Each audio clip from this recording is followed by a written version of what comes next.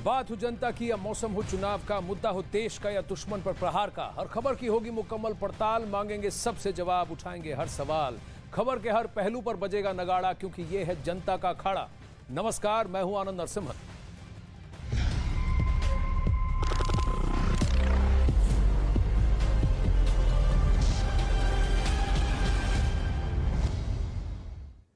अखाड़ा में आज सबसे पहले रूस और यूक्रेन के बीच 24 फरवरी से जारी जंग का आज 19वां दिन है। इन 19 दिनों में यूक्रेन पूरी तरह से बर्बाद हो चुका है। लाखों लोग बेघर हो चुके हैं, हजारों लोग मारे गए। दोनों देशों को बड़ा नुकसान हुआ, लेकिन व्लादिमीर पुतिन अपनी जिद पर अड़े हुए हैं। इस महाविनाश को देखने के बाद भी ना तो पुतिन रुकने को तैयार है और ना ही यूक्रेन और जेलेंस्की झुकने के लिए राजी हुए हैं। इस महायुद्ध को 10 तस्वीरों में आपके सामने दिखा रहे हैं, जिनमें यूक्रेन की तबाही का मंजर साफ नजर आ रहा है। दोनों देशों के बीच लगातार भीषण गोलाबारी जारी है। वहीं दूसरी तरफ रूस समेत दुनिया के कई देशों में इस जंग का विरोध भी हो रहा है।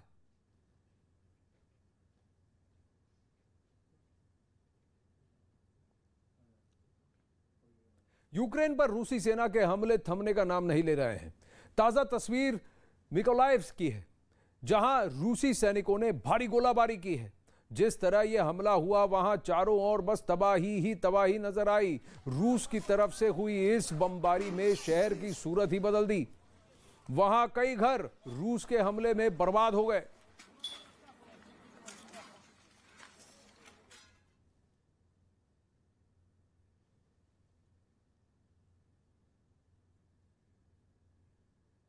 यूक्रेन से युद्ध पर रूस का इस वक्त बहुत बड़ा दावा सामने आ रहा है। यूक्रेन के 3920 सैन्य उपकरण तबाह कर दिए हैं रूस ने, यह रूस का दावा है। 143 ड्रोन विमान मार गिराने का दावा कर रहा है रूस ने यूक्रेन के 1267 टैंक भी तबाह किए, 124 मल्टीपल रॉकेट लॉन्चर्स तबाह किए। यूक्रेन की 457 तोपें तबाह करने का दावा कर रहा है रूस। 1028 से ज्यादा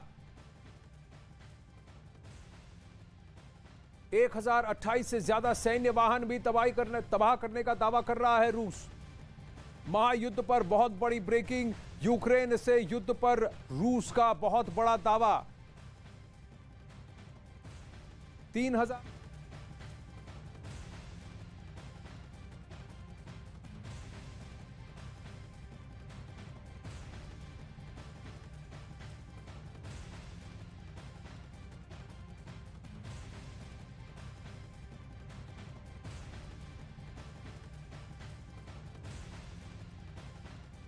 वहीं रूस यूक्रेन के बीच भीषण जंग जारी है।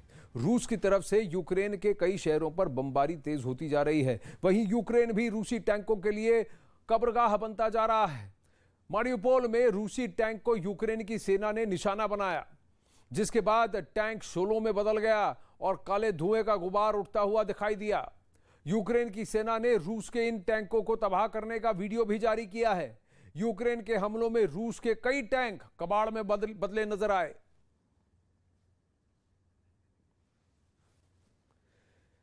ये एरियल शॉट्स आपको दिखा रहे हैं किस तरह रूस की टैंकों को भी यूक्रेनी सेना ने तबाह किया है, लेकिन अब रूस भी आंकड़े गिनाने लग गया है। इस युद्ध में यूक्रेनी सेना को भी भारी नुकसान पहुंचा है। अब रूस का यह भी दावा है कि कुछ विदेशी मददगार जो सैनिक वहां पहुंचे थे, उनकी एक टुकड़ी को भी पूरी तरह से बर्बाद कर चुका है, पूरी मार गिरा चुका है रूस। लेकिन 19वें दिन आक्रमण के रूस ने अपने आक्रमण को और तीव्र कर दिया है। अब पूर्वी यूक्रेन ही नहीं, पश्चिमी यूक्रेन में भी तेज और भारी बमबारी शुरू हो चुकी है। इस वक्त की बड़ी खबर, आख्तिरका में रूस की बमबारी में 3 लोगों की मौत। यूक्रेन पर रूस के हमलों का आज ये 19वां दिन है और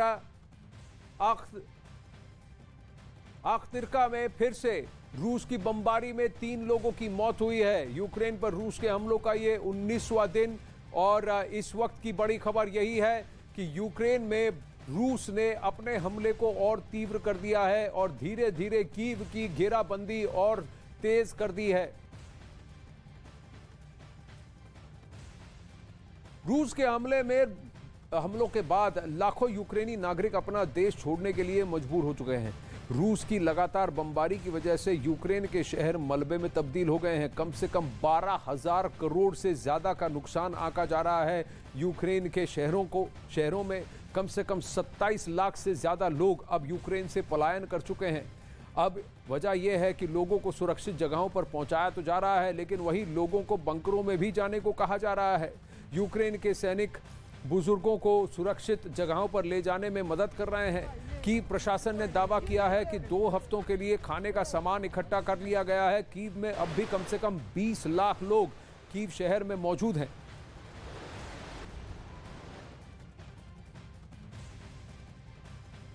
अब वहीं रूस और यूक्रेन के बीच जंग ने अब भीषण रूप ले लिया है। रूस लगातार यूक्रेन के शहरों को हवाई हमले के जरिए निशाना बना रहा है। युद्ध के बीच यूक्रेन का इस वक्त एक बहुत बड़ा दावा आया है। रूस के 4 विमान गिराने का दावा कर रहा है यूक्रेन। 3 रूसी हेलीकॉप्टर तबाह करने का दावा कर रहा है यूक्रेन। जंग के 19वें दिन आक्रमण की तीव्रता बढ़ चुकी है, लेकिन दोनों तरफ से अब क्लेम्स आ रहे हैं। यूक्रेन दावा कर रहा है कि रूसी सेना को नुकसान पहुंचा रहा है, वो वहीं रूस का दावा है कि उसने यूक्रेनी सेना को भारी नुकसान पहुंचाया है। गौरतलब है कि यूक्रेन में यूक्रेनी सेना के साथ साथ यूक्रेन की नेशनलिस्ट फोर्सेस भी है, मिलिशिया है, जो अब रूस के साथ मिलकर जंग कर रही है और उनका गुरिल्ला वॉरफेयर भी रूस को और रूसी सेना को नुकसान पहुंचा रहा है। कई ऐसी जगह हैं जहां रूसी सेना ने भले ही यूक्रेनी सेना को खदेड़ दिया हो, लेकिन यूक्रेन की इस मिलिशिया, इस नेशनलिस्ट फोर्स ने घुसकर रूसी विमानों, रूसी टैंकों को भारी नुकसान पहुंचाया है। एक और खबर, यूक्रेन के मिकोलाइव में रूस के हमले और तीव्र हो गए हैं। रूस के हवाई हमले में 5 मकान तबाह हुए हैं। रूस के हमले में 1 आदमी की भी मौत हुई है। सिविलियन काउंट, डेथ का अब धीरे धीरे बढ़ता जा रहा है। आम नागरिकों को बहुत ज़्यादा इसका खामियाजा भुगतना पड़ रहा है। कई सारे हज़ारों की संख्या में लोग चोटिल हुए हैं, हज़ारों की संख्या में लोगों की मृत्यु हुई है। रूस ने अब मिकोलाइव में भी हमले तेज कर दिए हैं, तो पूर्वी यूक्रेन के साथ साथ पश्चिमी यूक्रेन में भी हमले अब तेज हो गए हैं।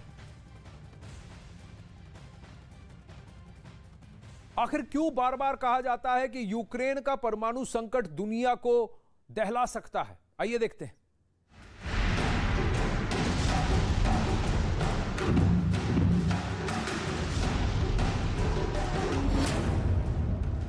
परमाणु ऊर्जा संयंत्र में यूरेनियम को स्टोर किया जाता है। यूरेनियम के स्टोर को पूरी तरह कूल यानी ठंडा रखा जाता है। इसके लिए कूलिंग सिस्टम होता है। इस कूलिंग सिस्टम के लिए बिजली की जरूरत होती है। अगर बिजली ना हो तो जनरेटर से काम लेना होता है, लेकिन अगर जनरेटर भी बंद हो जाए तो कूलिंग बंद होने से रेडिएशन का जबरदस्त खतरा पैदा हो सकता है। लेकिन चेर्नोबिल में इस वक्त हालत क्या है, जरा ये भी समझिए। चेर्नोबिल में बिजली की तारों की रिपेयरिंग का काम चल रहा है। गड़बड़ी की वजह से यहाँ पर यूरेनियम स्टोर को जनरेटर की मदद से कूल किया जा रहा था। यूक्रेन के विदेश मंत्री दिमित्री कुलेबा ने ट्वीट किया था कि अगर चेर्नोबिल की स्टोरेज फैसिलिटी का कूलिंग सिस्टम बंद हो गया तो रेडिएशन का खतरा बढ़ जाएगा। पुतिन का बर्बर युद्ध पूरी दुनिया को खतरे में डाल देगा।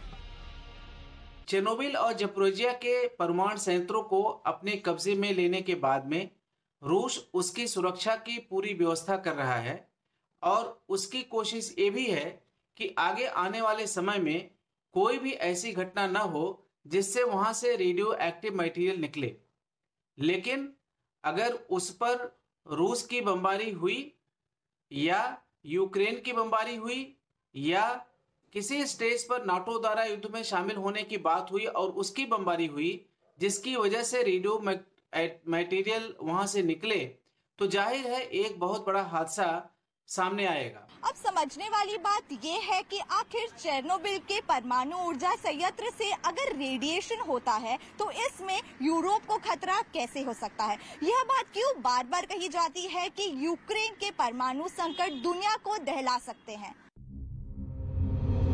अब जरा आप इन तस्वीरों को देखिए। ये तस्वीरें साल 1986 में चेर्नोबिल के ही पास के मौजूद शहर प्रिपियत की हैं। दरअसल 26 अप्रैल 1986 को यहाँ पर मानव इतिहास की सबसे बड़ी परमाणु दुर्घटना हुई थी। दावा किया जाता है कि इस रेडिएशन से होने वाली बीमारियों में 5000 लोगों की जान चली गई थी। लेकिन इससे भी अहम बात यह है कि चेर्नोबिल में 1986 में जो परमाणु हादसा हुआ, उसका radiation Ukraine, Belarus, Sweden, Finland, Austria, Norway, Bulgaria, Switzerland, Greece, Slovenia, Italy और मोल्डोवा तक फैल गया था। कहा जाता है कि 1986 में जब चेर्नोबिल में परमाणु का रेडिएशन हुआ था तो उसका असर हजारों स्क्वायर किलोमीटर तक था और उस वक्त तत्कालीन सोवियत संघ ने इसके असर से बचने के लिए जो रकम खर्च की थी उसकी कीमत आज की तारीख में 2 लाख करोड़ रुपए थी। अगर रिएक्टर्स के द्वारा रेडियो एक्टिव मटेरियल लीक हुआ, जैसा पहले चेर्नोबिल में हो चुका था, तो वह कोई दिशा नहीं देखेगा। वह जितना नुकसान यूक्रेन को पहुंचाएगा, उतना ही रूस और उनके सैनिकों को पहुंचाएगा और इसके साथ ही साथ पूरे विश्व समुदाय के सामने रूस को एक नेगेटिव शेड में खड़ा किया जाएगा।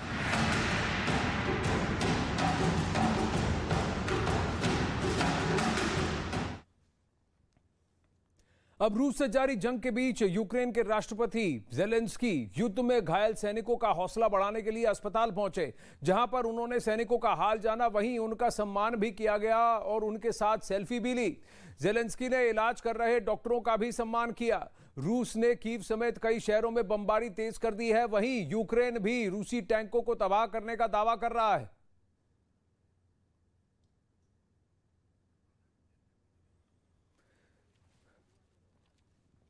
ये रूस के राष्ट्रपति व्लादिमीर ज़ेलेंस्की की तस्वीरें हैं, जो अपने बंकर से बाहर निकलकर अस्पताल पहुंचे, वहां पर सैनिकों का हौसला बढ़ाया, उनके साथ सेल्फी ली, उनका सम्मान दिया। यूक्रेन के लिए खड़े होने के लिए हर सिपाही को उन्होंने ना ही सैल्यूट किया बट उनको सम्मानित भी किया। साथ ही ये भी उन्होंने कहा कि ये लड़ाई आखिर तक वो लड़ेंगे, घुटने नहीं टेकेंगे, जिसके लिए वो सेना के कुछ अधिकारियों के साथ एक आर्मी अस्पताल पहुंचे, जहां उन्होंने जंग में चोटिल हुए सैनिकों के साथ बात कर उनका हौसला बढ़ाया। इस दौरान कुछ सैनिक राष्ट्रपति ज़ेलेंस्की के साथ सेल्फी लेते भी नजर आए। उन्होंने सैनिकों की हिम्मत के लिए शुक्रिया अदा करते हुए उन्हें सम्मानित भी किया। साथ ही उनका इलाज करने वाले डॉक्टरों से उनकी सेहत के बारे में जानकारी ली। अब इस वक्त की बड़ी खबर, यूक्रेन में रूसी सेना के हमले में एक स्कूल पूरी तरह से तबाह हो गया। ये स्कूल मिकोलाइव शहर में है। हमले के बाद बिल्डिंग में आग लग गई। स्कूल के बिल्डिंग में धुएं का गुबार उठता हुआ दिखा। हमले का ये वीडियो यूक्रेन की सेना ने जारी किया है। यूक्रेन का दावा है कि रूस अब तक करीब 250 से ज्यादा स्कूल्स और एजुकेशनल इंस्टीट्यूशंस को तबाह कर चुका है। वहीं रूस का ये दावा है कि इन स्कूलों को यूक्रेनी मिलिशिया और यूक्रेनी सैनिक एक बंकर की तरह या एक स्टोर हाउस की तरह उसका इस्तेमाल कर रहे थे। वहां पर सिविलियन पॉपुलेशन नहीं है, लेकिन यूक्रेन का यह दावा है कि रूस की इस बमबारी में कई सारे एजुकेशनल इंस्टीट्यूशंस, कई सारे स्कूल पूरी तरह से बर्बाद हो चुके हैं। तबाही का यह मंजर मिकोलाइव से है, जहां पर रूस ने अपनी बमबारी तीव्र कर दी है। इस महायुद्ध के बीच यूक्रेन ने रूस पर एक नया आरोप लगाया है। यूक्रेन का आरोप है कि Vladimir Putin Chernobyl nuclear plant के अंदर एक मानव निर्मित त्रासदी करवाना चाहते हैं।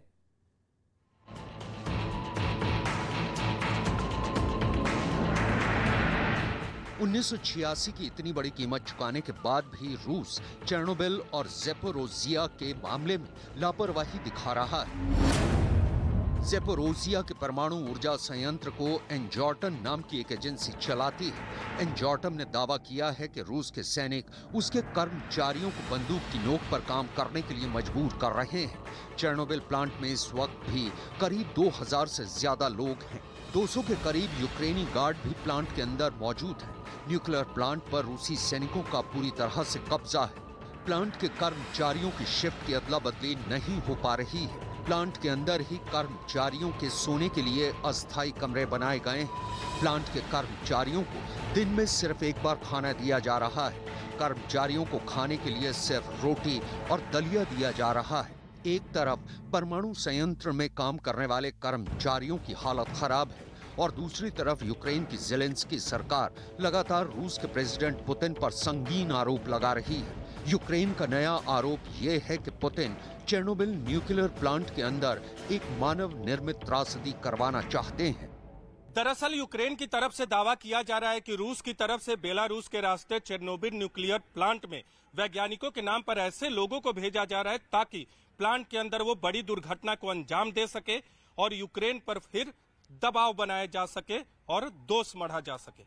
कोई भी बम इन परमाणु संयंत्रों के अंदर नहीं गिरा है ताकि उनकी सुरक्षा को किसी तरह का नुकसान न पहुंचे, और एक जो बम गिरा भी है वो भी पेरीमीटर के बाहर, जिसमें बाहर से तो आग लगी है लेकिन परमाणु संयंत्र को किसी भी तरह का खतरा नहीं हुआ है। यह जो बम वर्षा हुई है इन संयंत्रों के पास में, मेरे ख्याल से वह यूक्रेन की सेना को वहां से हटाने और उसकी तरफ कंसंट्रेट न होने के लिए किया गया है ताकि रूस का इन परमाणु संयंत्रों पर पूरा कब्जा हो सके। यानी देखा जाए तो चेर्नोबिल न्यूक्लियर प्लांट के नाम पर रूस और यूक्रेन शतरंज खेल रहे हैं। ये ब्लैकमेलिंग की पॉलिटिक्स है जिसने पूरी दुनिया को टेंशन में डाल रखा है। इस वक्त एक बड़ी खबर आ रही है यूक्रेन से, यूक्रेन रूस युद्ध से जुड़ी हुई खबर।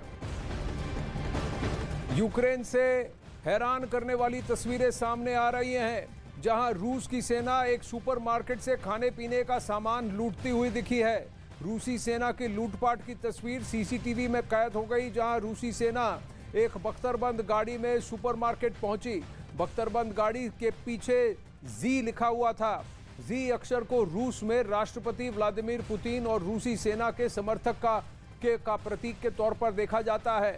तस्वीर में रूसी सेना के 2 जवान सुपरमार्केट में सामान ले जाते दिखे। वहीं एक जवान कैश काउंटर पर रुपए लूटते हुए देखा गया। इसके बाद ये जवान खाने पीने का सामान बख्तरबंद गाड़ी में ले जाते हुए देखे गए।